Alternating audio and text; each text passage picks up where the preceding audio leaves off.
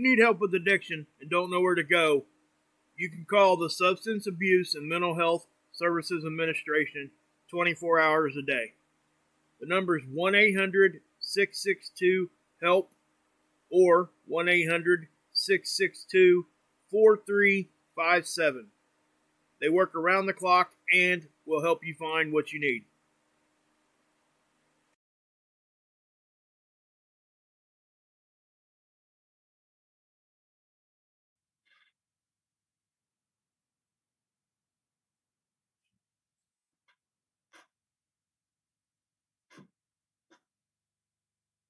Hey, everybody.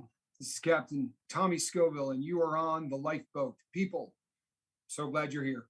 Truthfully, I am. We had a video this morning, and I got into some stuff that was going to be changing around here. If you missed the morning video, it's okay, because stick around. I'm going to be giving you some more details about some of the things that we're changing here on the boat, and I believe, now I know that these changes are for the better, and they're going to do an awful lot for the mission.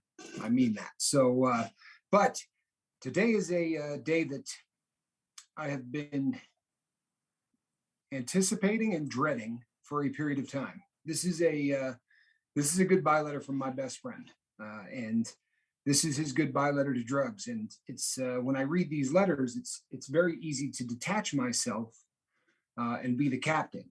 But in this one, you know, the stuff that he's talking about in this is very near to my heart and to my soul, because I was there for a lot of it.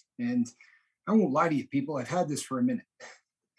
This didn't just show up. I've been, for lack of a better way to put it, I've been sitting on this, but I think it's probably time to man up and read this goodbye letter. It's also going to be a good way to sort of take this and move it on to the next phase, which will be getting Jack on here for real. You know, he wanted this read before he started to come on for an interview. So without too much further ado, people, this is a goodbye letter from Jack. You've seen him before. Comes in under the name Jack is Back, but here we go. I feel as if perhaps this letter should have been written years ago. I know I walked out on you without so much as a goodbye, but can you blame me? I mean, hell, you tried to kill me. We first met when my friend Johnny was dying of cancer. You were there to make his passing as painless as possible. But he was so strong, so wise, and so courageous that he turned his back on you. He went out a sober man. So I took you instead. At first, it was great. I felt bulletproof. My confidence when we were together was amazing. I feared nothing.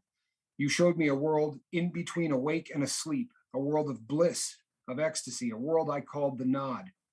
I loved it. But I had no clue who you really were until you ran out on me. Even when you owned me, I had no clue. I remember the day I found out. It was the same day that I met my best friend, Tommy. I was pacing in my office, sweating, hurting. I thought, yeah, maybe I was just sick.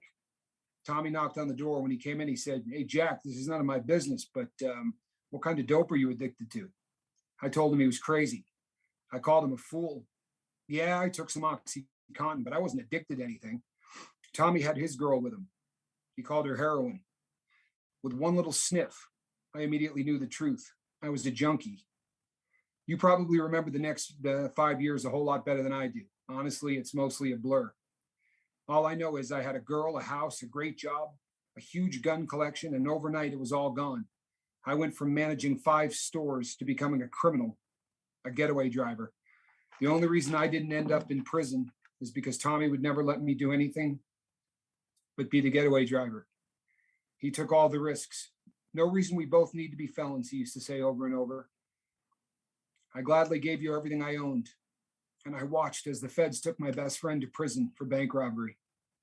I couldn't quit. Tommy would call me from inside, and we would talk about his being sober and about his new wife. I thought, well, at least Tommy can beat her. And then he got out, and in an instant, he was back, only this time he was crazier than he was before. I begged him to slow down, to be careful. I'll never forget him saying, "It's way too late for that, Jack. They're already following me, and I'll be back in prison any day." It killed me. You are so evil and so powerful. He knew he was going back, but he couldn't stop. I remember the last time I saw him. He had like 28 grams of heroin on him, and he was carrying a 45. I remember hoping and praying that he would get caught before he got killed. Well, I got my wish, and I stood there yet again as they took him away. Only this time a part of me died. I made plans to leave you. I talked to doctors. I was going to use Suboxone to make you go away forever. The problem was the appointment was on Monday and this was a Thursday.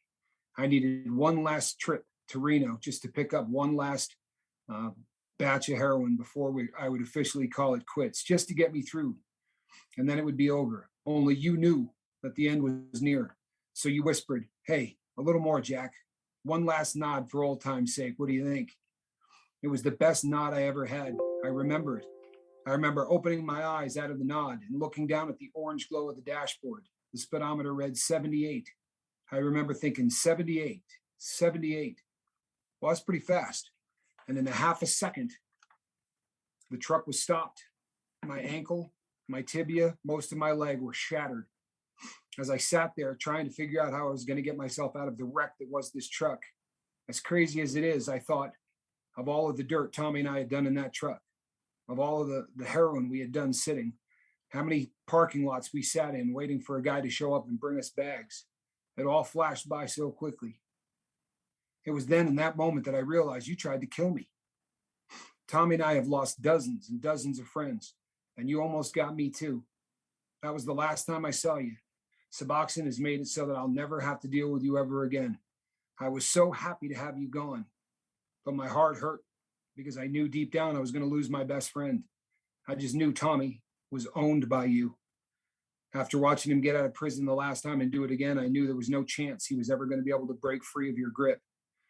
That is until the day that I saw him in Oakland. And I knew the moment that he stepped out of the car that something was different. He had changed. The junkie was gone, and in his place was a second. Junkie was gone, and in his place was a man. And this man was talking not just about being free, but he was talking about freeing others. I remember being perplexed. And I won't lie to you, I thought he might be crazy. But then I started to watch him. And all of the things he said he was going to do, he did.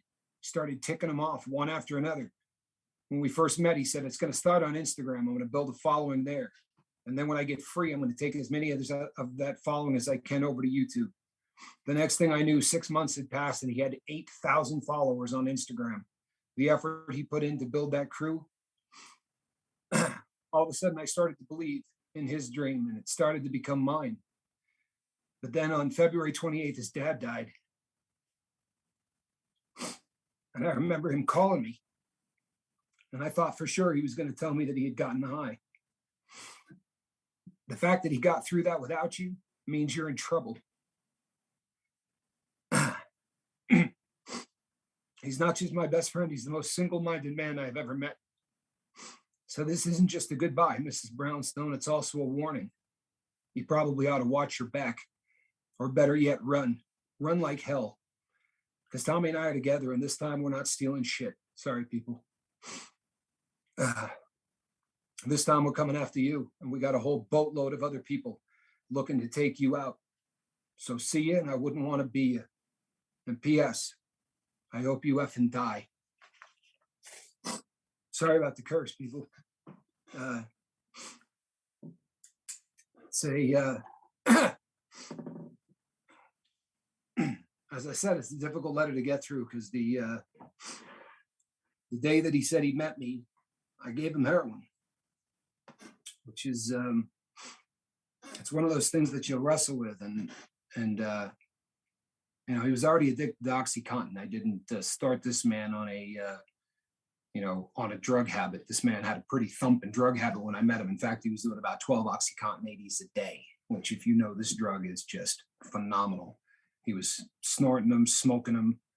But when I introduced heroin into the guy's life, it eventually just sort of spiraled out of control. I remember at the time I was shooting it and he started snorting it, and soon he was smoking it. And I was sitting in his house that he had with his previous girlfriend, not the woman he's with now, but the girl he was with. And she had gone out of town, so I was going to be hanging out there, and it was just a weekend of partying. I mean, it was one of those weekends where I was cooking and drawing up all of the shots in advance. So I had about 15 preloaded syringes sitting there, which is just incredible. But he said to me, I really want to try doing it that way. I said, there is no chance in hell I am ever going to allow you to shoot dope. You know, it's not something that I do with anybody. And I can tell you honestly, I have never been the person to put a needle in someone's arm the first time or help in that process. I just don't do it. And he said to me, you know, what's the big deal? I'm already doing it this way. I said, no, it's not going to happen. And he picked up one of the syringes off of the table and shoved it through the jeans on his leg into his thigh, right through the jeans, and just squeezed it all into the fat. And he said, well, I already took care of the skin pop, right? What's the difference at this point? And, you know, once he went to the needle, watching him spiral out of control was terrifying.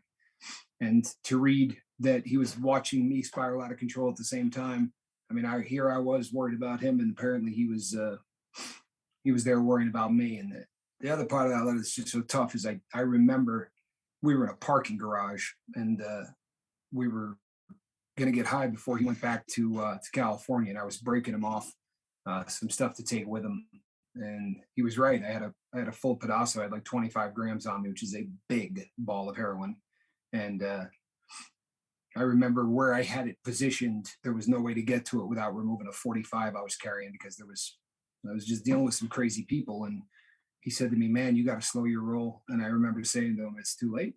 You know, it's over. And he's like, well, you know, do something about it. And I remember just being in that place where there was no way, there was nothing that could be done. And I'm so glad that he's kicked this crap. I can't tell you, because he's one of the best men I've ever met in my life. Screw that. He's one of the best people I've ever met in my life. And I'm very lucky to have him as a friend, you know, and sad to say that, you know, any friendship has its problems. But there's been 2 or 3 times where I punched him around a couple of times, and it was always my fault, and it was always out of line. There's one story that he should probably tell, but it was in the middle of a snowstorm, and the only car that I had at the time was a Porsche. And, you know, driving that to go anywhere in the snowstorm was just not possible. So he had come over in the morning, and he had just a little bit of dope, not really enough to get both of us well. I said to him, hey, man, you got a truck. You need to drive me, because we're going to go and grab some stuff. He said, no, I got to get a smog check on my girlfriend's car. And I said, well, you could do that tomorrow, but you know, I'm going to end up sick if you don't do this. He's like, well, I really got to take care of this. I said, so you would rather have me sick than your girlfriend a little upset? And he said, yes. And it was one of those things that I think I had hit him about 3 times before I realized that I had thrown the first one. And it was hysterical, people, because he looks at me with blood running down from his nose. And he goes, if you had just said you were going to hit me, I would have driven you there. And he refused to wipe the blood off of the inside of the truck until he had that accident. I'm talking about 5 years. The blood stains on the inside of that truck, so that he could say to everybody who asked, he could say, yeah, Tommy hit me for no apparent reason. And I'm laughing about it, but I still feel pretty messed up about it. But I'm glad that letter is over. It's going to give me an opportunity to now try to get him on here for an interview. I really do want you to meet Jack at a. Okay, people, I definitely want you to head on over to our safe port. There are going to be some pictures, and I believe they're going to flash up here as well. But these are some pictures of from the accident that ended Jack's career as a user. And if you take a look at these pictures, his tibia was shattered, his ankle was shattered. When you see them over on the Facebook, if you enlarge the one of the longer of the pictures, you will see that there you go. If you look at the one there on that has the little red lettering on it, they literally hollowed a trench down the middle of that bone to lay that piece of metal in, the one that's got the 2 screws going across it. That's what's left of that truck. That engine was in on top of him, and his leg just got completely shattered.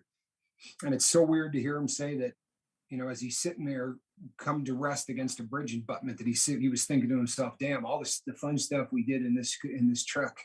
I mean, it just goes to show you how just how screwed up, you know, just how messed up that the brain chemistry gets, the way that you start to think. It pains me to look at these pictures. It really does. It pains me to see shattered bones. This is Jack is considerably younger than I am, but from the very first day that we met, I just never really had a friend quite like him. I have no problem whatsoever in saying I love this guy. He's you'll get a chance to meet him. You'll get a chance to see him a lot. In fact, he's just a very, very special and a very, very faithful individual that has never once let me down. That's a crazy thing to be able to say about a friend, but he truthfully has never let me down. Every time I needed Jack to come through for me in any way, shape, or form, he did it. And I'd like to believe he could say the same thing about me. He probably played up that stuff about me trying to keep him out of jail to sound better because I have my own show. But I definitely didn't want him catching any felonies, you know. So it's but I'm glad it's over, and I'm glad that the two of us made it out alive, because the largest percentage of the people that we knew at that time did not. Most of them are dead from drug overdoses, car wrecks, infections. Opiates have managed to kill friends of ours in some of the most creative ways that you've ever seen. I don't want to say anybody's name to hurt families or anything like that, but when I came to Reno and I left Oakland, Jack drove me here instead of getting on a plane and flying. It gave us some time to hang out, you know. And when I was in the halfway house, we couldn't spend as much time together as we would have liked. We saw each other a lot, but brief, 15 minutes here, 15 minutes there. So we made a road trip. And the weirdest thing happened, because when we got to the house here, there was some work we had to do, some damage that had happened to the house while I was gone. And we started to do a little work in the garage. And I went into the toolkit, and I picked out a piece of paper, and I go, "Hey, check this out. You're not going to believe whose phone number this is." And it just happened to be laying right on top of the tools. And it was a friend that the two of us knew, who was probably 7 or 8 years younger than Jack. So a lot younger than me. Young kid, everything in the world going for him. His stepdad actually owns a casino. I mean, this kid really, all he had to do was stay sober, and he could have gone into the family business, which is a pretty good business. And I said, "Hey, check it out. Should we call him?" And as soon as I said it, the look on Jack's face, I was like, "When did he die?" And he's like, "About 4 or 5 months back." And this is a guy who died in a hospital from literally wearing himself out on heroin. Didn't overdose, just continued to beat his system down until, he was in there, and they were giving him antibiotics and giving him all kinds of things trying to keep him going. And from what Jack was telling me, he was in and out of the hospital the whole time I was in prison. He'd be out for a month, and then he'd be in there for a month, and he'd be out for a couple of days, and then he'd be back. And he just kept wearing himself out with one infection after another, and it got him. And it's just been the tragedy of this epidemic. And it is a freaking epidemic, people. The drug epidemic in this country, the tragedy of it is there's not a life in this country that hasn't been touched by it. I really wholeheartedly believe that. If it isn't an immediate family member, it's somebody that you know in their family, but everybody is getting touched by this. When you got 263 people a day dying, it's absolutely amazing. It really is. Something needs to be done, but we're doing it here. So people, thank you, Jack, by the way. I love you, my brother. Really, I do. Absolutely love you. So if you missed this morning's video, there's some news I got to bring you up to speed on. If you caught this morning's video, you're going to hear some news that you didn't hear on the video, but some little bit more detail. But what it boils down to, people, is that there have been parts of what I'm doing on the lifeboat that have just really, been worthless.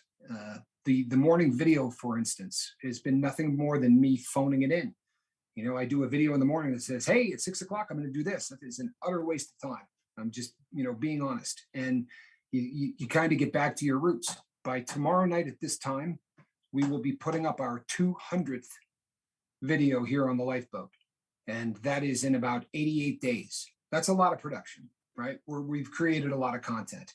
But what built this boat and what really got this channel off the ground was me putting up several videos a day that directly addressed things about sobriety and things about addiction and the nuts and bolts, again, the nuts and bolts of what it takes to remain sober, and also things that you need to think about as you become sober. There were a lot of videos done about what it means to live that life, because as we've said so many times, it is not enough to just put the drugs down.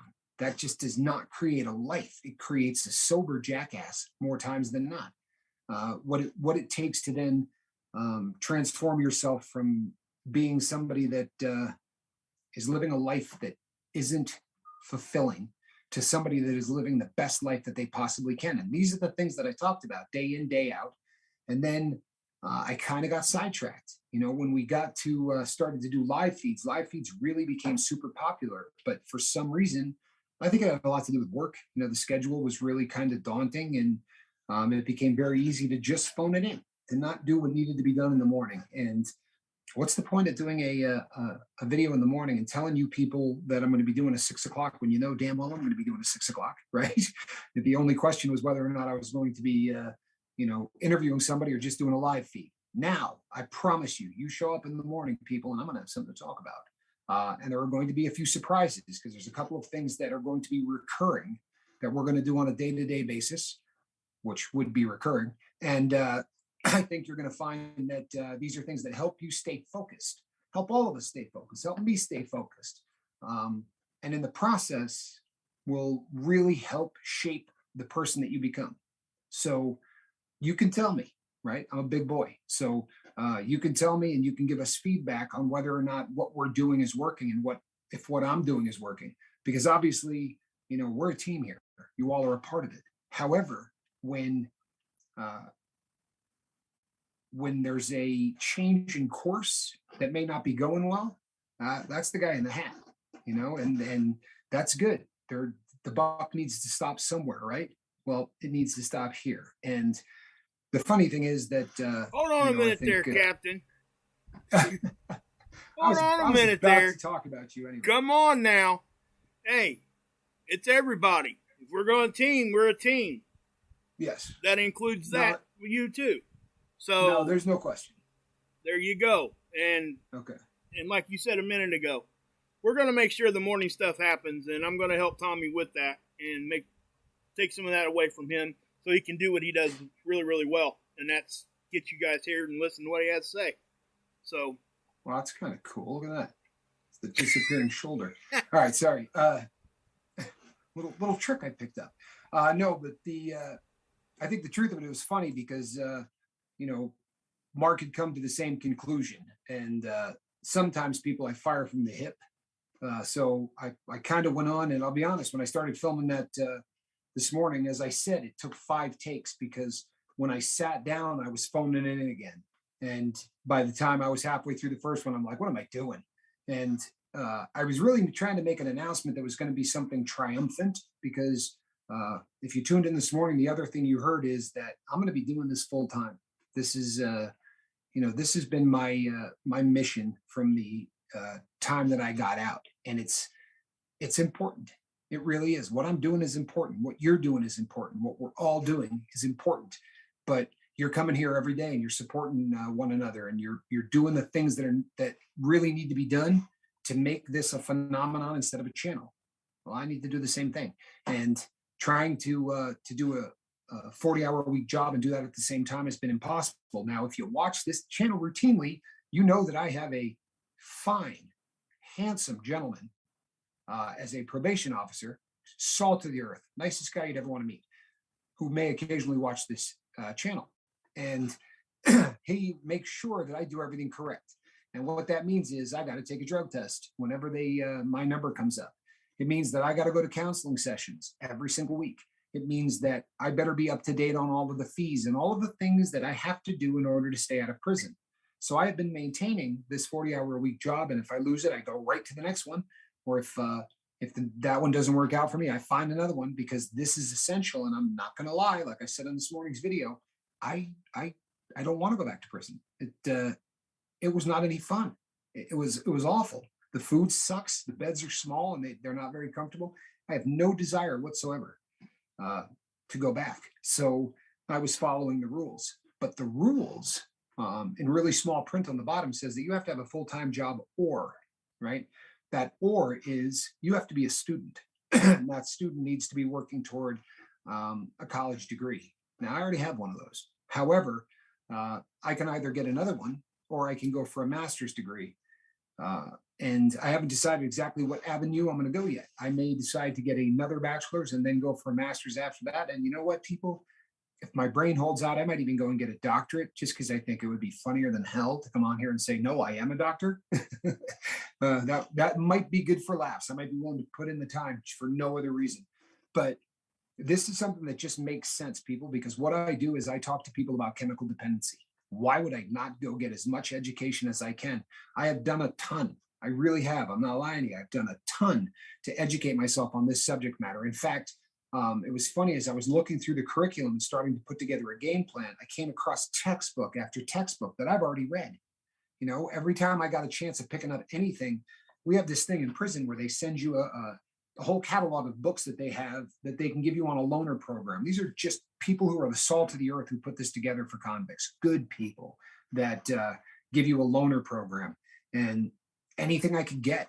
And oftentimes these were put together by people who had degrees in chemical dependency. So they took all of their textbooks and they put them into this program so that people could get them. Well, I got them and I read them. So one of the beautiful things about this program is that I'm allowed to test out of certain subject matter. And after talking to the counselor about it, you know, she was fairly convinced that I probably test out of about half of this stuff. You know, and the point is, people, that I'm going to be back, and I'm going to be back the way I was in July before I had to officially go and get that full-time job. Well, August, because I started the last day of July. But in the beginning, I really wasn't missing a whole lot of comments. Granted, there were 400 or 500 of you. There wasn't 15 or 1600 of you or whatever we got. But I was far more engaged, and that is what has built this, right? This family that we've got is because I didn't let a whole lot of grass, you know, grow underneath my feet when it came to welcoming somebody, to finding out what their drug of choice is, where they were in their sobriety. And that's, I mean, Verte, if you know Verte, he's a great guy. He's a great crew member on this boat. And I'm telling you, I could put together a book of the intelligent things that he has said to me after videos that I've done. That man does not leave a comment that doesn't make you think for 6 minutes after you read it. Like, you got to sit there and go, oh no, it's Vert. Here we go. It's gonna literally derail me for the next 10 minutes while I process this, because it's always deep, it's always intelligent, and it's always on point. Like, this is just an amazing guy. And you know, he was commenting this morning about you know, about this, and he had said that, you know, that the dream of any channel is to get big. And the way you get big is by engaging with all of the people who come onto the channel. And then you get big and you can't engage with the people that come onto the channel. It's like, you know, it's this thing that, you know, it's difficult. However, unlike other channels, I have a crew, right? Other channels have got subs. I got a crew. And that crew steps up to the plate to make sure that when I'm coming up short someplace, they're not. And you people really do an amazing job at, you know, at making me look better, right? Between the crew and my partner, I almost look like I know what I'm doing, which is which is amazing, right? It's but that's the dream, and it is coming together, people. It really is, and I feel fired up in a way that I haven't since probably August. You know, I'm always excited about this. I don't want you to think that I've been moping around as the captain of this boat, because I haven't. But I haven't been the same as I was. And this morning I caught fire. I shouldn't say that. Last night I caught fire. When I got off the live feed last night, people, I was run down, and to the point where, you know, you don't get enough sleep. You start, you know, catching stuff in the peripheral vision that isn't there. Like, you stay up long enough, and you know, those kind of things can happen. The two things that I will commit to you is that I am never going to phone in another video. I promise you, it's not going to happen. And the other thing is, I'm not going to be afraid to come on here and say, can't do it. I need to get some sleep, because if I don't take care of myself, then the product suffers. I'd rather not put one out than put one out that shows that I'm dragging. You know, so those are my promises to you. And before I open this up, because we want to do some question and answer, especially since I didn't last night. There's two other things that I have to say, just important ones. First of all, if you missed this morning's video, I want to say one last time that the goodbye letter I read last night was astounding. And if you haven't seen it, go back and watch it. I'm not asking you, I'm telling you. If you didn't see that letter, go back and watch it, because Rampage bled onto the page.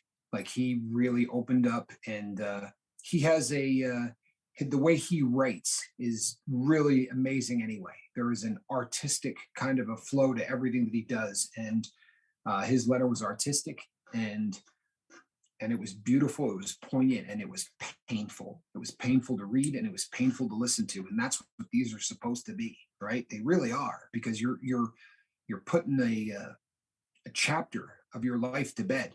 It's the only way you open up the next one, right? And he did a beautiful job of that. And I wasn't around the way that I should have been to really celebrate that. So to Rampage, I love you, my brother, and I applaud your courage. I really do. That was a great letter, and everybody get back there and watch it. That's it. That's an order from the captain. I'm not playing. And then the second thing that I want to say is this.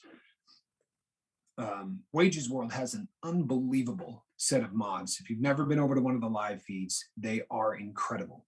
And they're so good, in fact, that I stole as many of them as I possibly could for the lifeboat, right? Seemed like a good idea. Trying to find mods as good as seemed like it was going to be difficult. So I stole every one that I could and brought them over here. And what is amazing is that the mods that we have here have become stone cold killers in their own right. Fee, Chi-Chi, Deja, all of them. But for whatever reason, those three always pop up into my head as the three killer wrench girls. I won't say what they call themselves occasionally, because it just seems like it might not be the right thing to say, but it may rhyme with wrench. And these girls do an amazing job. All of the mods do. And you know what? It's not an easy job, people. If you haven't been a mod before, I run a channel. I sit in front of a camera. You would think I'd be a damn good mod, right? Not so much. No, I am not. And when you see the ones that are really good at it, it's not just a matter of making sure that nobody says, something untoward or whatever. It's walking that line so that doesn't happen. And it's promoting, and it's saying hi, and it's keeping the conversations going, and it's making sure that everybody stays positive. And it's something that requires an amazing amount of dedication, an amazing amount of skill. And I am blessed, beyond blessed. Both of us are. In fact, he's more blessed than me. He's got 2 full sets of these. But we're blessed to have the crew that we have over here as far as mods on the lifeboat. I don't say that enough. I really don't, especially with the number of live feeds we do. The average mod probably has to do this once a week, right? Ours do it 7 days a week. And to all of them, you're the best. And I really appreciate everything that you do here. At some point, there's a bag of candy corn for all of you. It's coming. I'm going to take care of that, I promise. And at this point, it's time for, you know what? Mr. Bobblehead. Heck yeah, baby. I'll wear that like a badge. It's better than shaking your head the other way. I'll tell you that. That's true. That's true. I would say, on the moderator thing, you hit it right on the head. That is, in my opinion, the hardest job on YouTube, because they're trying to make sure that they're following what the channel creator wants. Plus, they're also trying to just be nice to people when they don't have to be, just to keep the peace. That's really what they are. And also, like Christine, she's one of my best mods on my channel. Eventually, what happened? It's already happening here with Deja and Fi and everybody. They're throwing links in there without anybody asking. Somebody will say, like with the Facebook thing, it started happening a while back. I started noticing it. That when somebody would get in the chat, we couldn't really, get to them right away. I would see Fi, and I would see Deja did it a couple times. I'm sure everybody here has a little bit. Yeah. They throw the link to the Facebook thing here in the chat. I know it seems like a small thing, but I promise you that is a huge thing for somebody that's looking for help and a connection. Because, it's there. They didn't have to go look for it. We made it easy on them by doing that. And that is such a great thing that the moderators do. And I say all that just because, my gosh, it's a lot of work. You can't, when you're a moderator, you cannot take your eye off the chat. You can't. It just doesn't work that way until we've got quite a few here now, and it's okay. I mean, not too much is getting through anymore. But and the other thing is there's a sacrifice there that I mean, let's be honest, when they're doing their job and they're doing it right, they're missing a whole lot of what we say. You know what I mean? Which is, they either have to double back and catch it later. But, originally they came here because they love hearing the content, but we make them mods and it's difficult to hear the content. And Right. I just really do appreciate all of them. And listen, I mentioned all of the ladies. I didn't mention, Saigon and, all the other people that are doing a great job. Just because the wrench girls just sort of have become, a thing here. But, wrench with an R. And I want to say something on that too, because I do think it's important that everybody understands as we grow that, and I feel really bad when I'm on my channel, even as big as my channel is, I can simply just cannot mention everybody that I love, everybody that helps me. I can't do that every video. It becomes impossible. And what makes it really good, at least for me over there, is the fact that they understand that. And they know that I appreciate them. And we do, that's why we kind of group them into one sentence there, all the mods. And because all the mods are doing something. They don't have to do it. Nobody's getting paid. It's one of those things, it's a labor of love, and that's what they're doing. They're doing it because that's why people should do it. And again, and the goal, and I think, is when we do start getting really, really big, Tommy's not going to be able to answer everything. He just won't. It's going to be impossible. And I guess, we talked about a few things, maybe setting up teams where people can concentrate on looking at the chat and looking at comment sections. But this is so far in the future that we don't need to go down that road yet, and I think that's why we're going back. And I'm going to make a promise to you guys too. That the morning videos, I'm going to make sure myself, if Tommy can't do it, if I have to, I'll pop on here myself. Those are the kinds of things that we can do. And the reason why me and Tommy can do that for each other is because we pretty much look at this the same way. There's very little things that we don't agree with when it comes to this whole addiction thing. And it's really something that I never expected to get a brother like that ever. I can't tell you, anybody that's been on my channel knows that I was searching for a positive platform to send people to. And I found Mark Pyers. Sent everybody over there, and that was a great thing. Because now we became a family there. And now I got this. This right here is the best thing that ever happened for me in my recovery in years. I can just tell you that. Probably ever in my recovery. I even brought it up in my group today. I had a group session. And, I can't tell you, there might even be a couple in here listening to us now. Because they were actually asking what the name of it was. So when they start asking like that without me just putting it out there, they're looking too. And they're looking to find something that's cool and that they can relate to. So I was able to share that with my group. And so that this is how things are being touched all over the place. And, so this is going to be a good thing. And we're not going to let this fail. We just won't. It's just not going to. So. Not an option. Nope. Not an option. So. One more thing. Joe's jumped in there with 3 super chats tonight.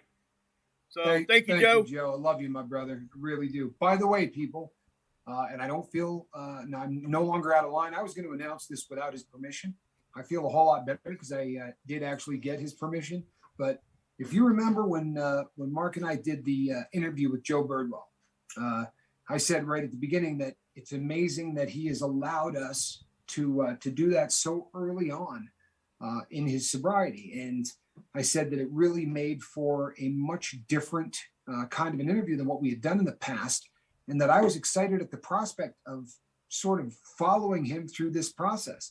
I mean, this is really an opportunity for us to do something here that I don't think has ever been done before. And if it has, I assure you it was not done with the same style or panache that we're doing it. And that is to follow someone through their road to recovery. And I had said at the time, boy, Joe, we'd love to have you back along the way. And probably without thinking about it too much, he said, oh, no, I'd love to do that. And we're coming up on that 30-day mark rapidly. And as I said back then, the first day is a big one. And then you get through that first week and you say, I got a week under my belt, and you start counting in weeks. That doesn't really become a big deal until you start counting in months, right? And then that's the huge milestone until you get to about the half a year mark. But I reached out to Joe this morning and told him that I would really love to get him on for an interview so that we could talk to him about Joe at day 30, right? Joe at the first, 1 month milestone. And he said he's more than happy to do it, which I think is awesome. Cannot wait to put that interview on. He really has just been, put such a great face to this boat, and everybody loves him. I get emails constantly, and they always mention Joe. He's really he's like the face of the lifeboat because of how he's doing what he's doing, and the fact that we all shared it. It's just awesome. So that is coming up, people. And I did see somebody in the comment section that said they had literally forgotten Saigon Cinnamon's real name. People, Saigon Cinnamon doesn't have a real name. Obviously, I mean, come on. This is it's got to be 7 or 8 months that he's been riding the Saigon Cinnamon name, and man, it just fits so beautifully. No, I do believe that at one time his last name may have been Workman, right? And his first name might have been George, but those days are over, people. Saigon Cinnamon, come on. It's the name of the shirt campaign. It's the name of everything. He's Saigon. But on a more serious note, people, we have great months. We have bad months. We have great weeks. We have bad weeks. That's sobriety. That's the way it is. And my brother Saigon's going through it right now. We don't have to worry about him. It's like he says to me, sent me an email because I was worried about him. And he said, I'm here. I may not be commenting as much. I'm having a tough time. And, but he said, but you have got nothing to worry about because I'm never going to use again. And I believe that. I really do. But that doesn't mean that we can't be here to support the man. And you know what? I believe in the power of prayer.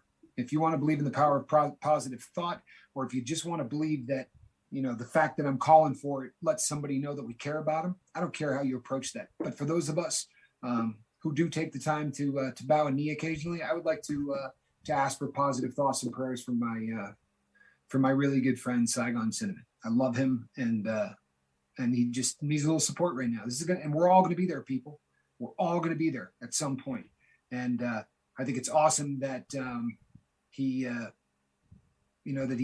stepped up to the plate and told me, if you're feeling it and you're not telling the captain about it, why are we here? Right? I mean, seriously, the whole purpose of this boat is to support one another through the good times and the bad, right? We celebrate the good times and we support each other through the bad. So we all know that he had lost a family member. That was tough. And it's just been a bad run. So thoughts and prayers with Saigon. I love you, brother. I really do, from the bottom of my heart. It's all right, people. Yeah. I dropped the toy I've been playing with. Be careful. Yeah. It's the last thing I need. You don't want to go out of camera. We know how bad that works out. Yep. People, if there are any questions that anyone would like to get to before we run out of time on this, I am, believe it or not, answering questions. Joe, you've already been in there with super chats, brother. Throw a couple questions out there. Joe is just a mensch. He really is. Joe is just one of those people that, I love to see the support. Oh, Alan Ballantyne. Whenever I see Alan's name, I do feel the need to shout out to Alan. It's another one of those cats that I'm just so proud of the journey that he's on right now. It's just, I love you, Alan. And Alan has a gift I didn't have a chance to tell him, but there's something on the way to you, Alan. You probably know what it is. And for the rest of you, I don't want to hear any grumbling when I say candy corn all around, Deja. That's awesome. Right? I think we're going to start using, guys, too. If you guys would, please hit that bell and, make sure you click on all notifications, because we're going to start using the poll system also. Like if we want to see what kind of ideas you guys want us to talk about or anything like that, we can put that in a poll. And that way we can kind of get ideas on what you guys want to do. It's just another way that this is all of us doing it at once. It's not just one person making decisions, and that's kind of what Tommy's goal is. So, and that's, I think the poll system there actually does work. I just saw a question that I got to answer. It said, what is my second email? Because my first one did not work. Arizona Raven. Raven, if you could put up which email that you sent an email to that didn't work, so I can the email Captain Tommy Scoville at gmail.com. That's Captain Tommy Scoville at gmail.com. That is the email that you want to that you want to use. If you used the Tommy Scoville show, I have gotten away from that email, people. When this became the boat, that got put, away. I should probably a good idea to get rid of it. I do not, in fact, I have. It doesn't show up on any of my devices anymore. I literally have just phased that out. So if you were sending emails to that, use the one that is in the link. That's Captain Tommy Scoville at gmail.com, which should be really easy to remember. She said that one didn't work. Raven, check it again because I just sent you a link on it. Yeah. Yeah. Mark sent me a link. That's how I got here right now. So I promise you it's working. Check the spelling on that and try again, because when I go live, that's how I go live. Mark sends me a link, seeing as Mark sits in the back office here at YouTube Central and does all the work. He actually sends a link on that email. So I know it worked today as of 48 minutes ago. I think what I'm going to do is I'm going to put my email in the description box too. If you guys if you can't get a hold of Tommy, you can email me, or if you just want to talk to me, you can do that too. It's just my email is real easy anyway. It's bluecool52 at Gmail. But yeah, we'll put that in the description. We'll probably be changing the scroll at the bottom there a little bit too, adding some things there. I don't want to make the screen too distracting. That's why I don't want to add a whole bunch of stuff, because it can be distracting. I've watched some other people's live streams, and the stuff that they're doing is really cool, but it's like distracting completely from what they're saying and trying to do, because there's just so much going on. Well, and while I got you, Mark, so that I can put you on the spot with everybody listening. Awesome. You were going to send me over. There's a gentleman that I would like to get on here, Mr. Rip Curl, and I do believe I have not gotten that email from you. You have not. Nope. I completely dropped the ball on that people? One. Yep, I will do that. See what I did there, people? Yeah. Yeah, I dropped the ball on that one. That's all right, though. Rip is a great guy. Rip on. He really is a great dude, and he has stepped up to the plate and said he is willing to share his story. And people, I will tell you, it's a difficult thing to come on here and do your story. It is. We know that it's not easy, but boy, talk to any of the people that have done it, and it is really something that even Johnny reached out to me afterwards and said, I mean, you saw it, Johnny. It's so far out of his comfort zone. It's not what he likes to do. But he said, afterwards when he was done, he just felt great about doing it. And it's really one of those things that it's liberating, rewarding.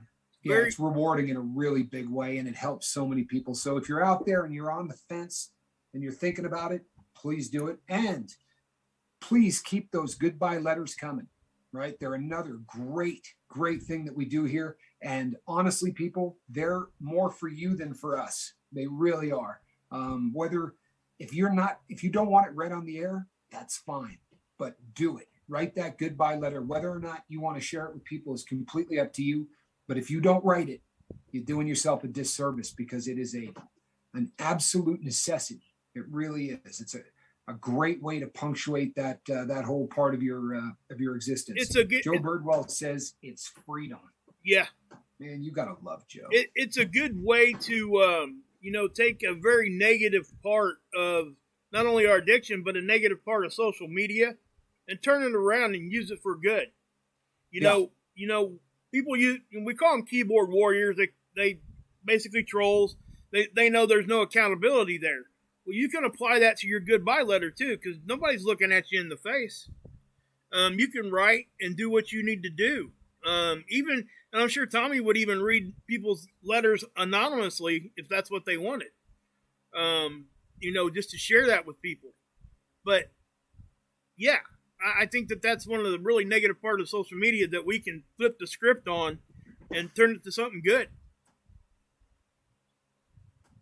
Yeah, I don't think I could have said that any better. One of the, in fact, we talked about this right in the beginning when you and I first got together, and I said that one of the best parts of the whole concept of the boat is it's such a blow to what social media is, because it's just such a negative cesspool. And with the exception of YouTube, are a great group of people, running it, salt of the earth, and especially the people who listen to these things and make sure that we're doing everything right. Good people. Handsome, forget about it. But the rest of social media platforms tend to be pretty vile and disgusting. And what we have built here and the little safe harbor that we've got over there on Facebook are just, two really beautiful ways to take a tool that has not really been used for positive stuff in a real long time and turn it into absolutely something beautiful. The funniest part is, if you read any history of Silicon Valley, and when these people were starting to put all of this stuff together, I'm talking about years before Facebook. I mean, when they first started to realize that you could link, Brandon Calloway, I'm glad to be 12 days sober. Everybody hear that? Awesome, Brandon. That is awesome, my friend. Well played, Brandon. Congratulations, my friend. And I'll tell you what, that's the big window, right? That's the one in the front. 12 days. Keep looking forward. Keep coming back. And hey, you get any kind of a weird feeling, my friend, you know exactly where to come, right? You either come here or you come over to Facebook, reach out. You start feeling, and that goes to absolutely everybody. If you start feeling yourself slipping in the slightest, man, reach out to somebody here. That's how this works. I cannot say the person's name, but I had somebody contact me the other day and say, I'm really thinking about going to the liquor store. I mean, how long do you think we had to chat before he said, all right, I'm not going to go to the liquor store?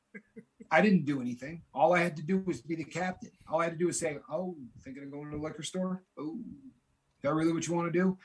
The fact that he reached out, he ended that mission just by having the wherewithal to stop the process. He knows if he gets on the phone with anybody that cares, but too often times people go before they make that call. If you start feeling squirrely, people, we're easy to find, right? Direct messages, emails, however you want to do it. I promise you, we will jump to your aid and we'll do it fast. Congratulations, Brandon. Good stuff, brother. Proud of you.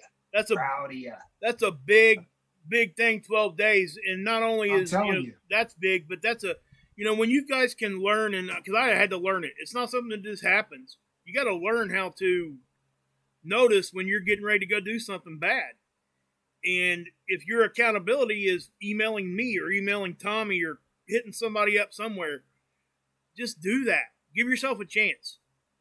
And I see a email, a message that says, I feel bad like I've let everybody down. Man, I don't ever want to see that again. I don't ever want to see that again. You have never let anybody down. You know who you can ask about this? Brandon. Because we had the exact same conversation with him. He said he stumbled, he felt like he had let everybody down. Now he got up, he dusted himself off, and now we're celebrating, right?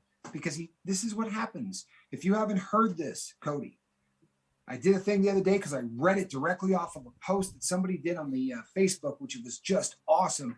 But you remember watching a child take their first steps and how excited everybody gets? They get up to their feet and they totter back and forth, and you go, you hold your breath, and they get 2-3 steps, and boom, right to their butt.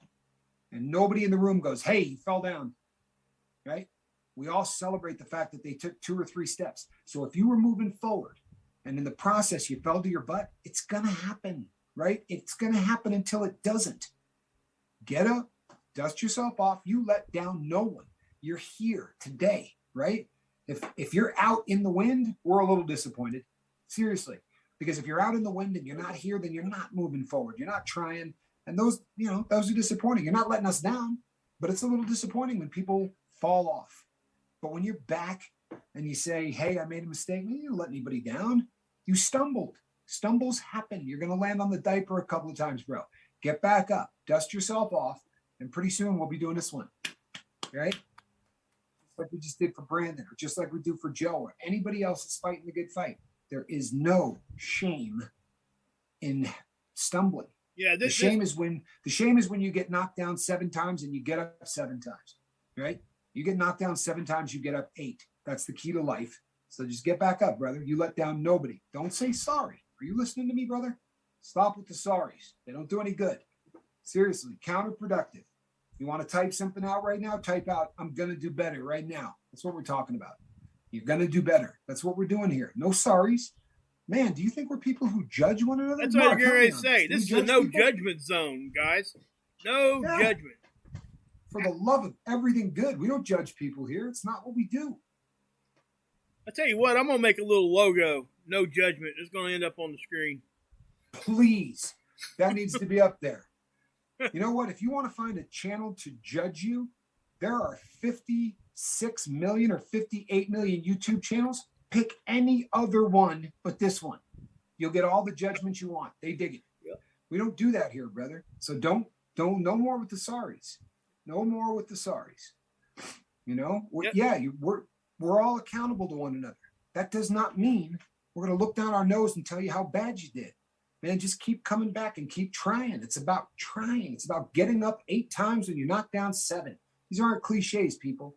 You know what that sorry turns into pity for yourself eventually, and then that pity will take you straight back to where you don't want to go. Yeah, fastest way back to the bottle, to the dope, to the pipe, to the needle. Nah, man, chuck all of that away. It doesn't do any good. We're talking about moving forward. You know that big piece of glass in front of you? That's what you look through. Try driving to work looking through the rearview mirror. Actually, I take that back. Don't try doing that. But if you do try driving to work while looking in the rearview mirror, you're just going to have a car wreck. Life is the exact same way. There is a reason. There's a reason that the windshield is way bigger than the rearview mirror. We are not meant as human beings to dwell in the past or to dwell on our mistakes. There is a reason that from word one, we have decided that this is a no judgment zone. And that's all there is to it, people. Yeah. That's all there is to it. Like you said a minute ago, I couldn't have said that any better. I mean, honestly, that is one of those things that I think that, what happens, guys, with my experience, and I think Tommy would agree, that you start feeling a certain emotion, and what it does is it snowballs into a bigger emotion of the same kind, and then it'll flip to a completely different emotion that takes you even further down, and then it becomes a real struggle, all because you felt sorry. Don't feel sorry here. Good. Don't come here and feel sorry. It's not what we're here for. So not in any way, shape, or form. Yep. So, people, we have pretty much got to the top of the hour. We're going to try to keep these as close to possible. On the weekends, we run a little long, so don't worry, they're coming. And people, to my wrench squad, I love you. You guys do a great job. You mean the world to me. To everybody else, thank you for coming here. Keep fighting the good fight. And if you stumble, don't apologize. Just get up, dust yourself off, keep moving forward. Look through the big piece of glass, not the little mirrored one. Doesn't do any good, all right? I am Captain Tommy Scoville. The man bobbling is my partner, Mark Wages. People, between now and the next time we see you tomorrow morning, where we will not just be doing a little phone in, so you better be here because it's important stuff. So between now and then, you know what I want you to do, people? Get out there and try to save somebody.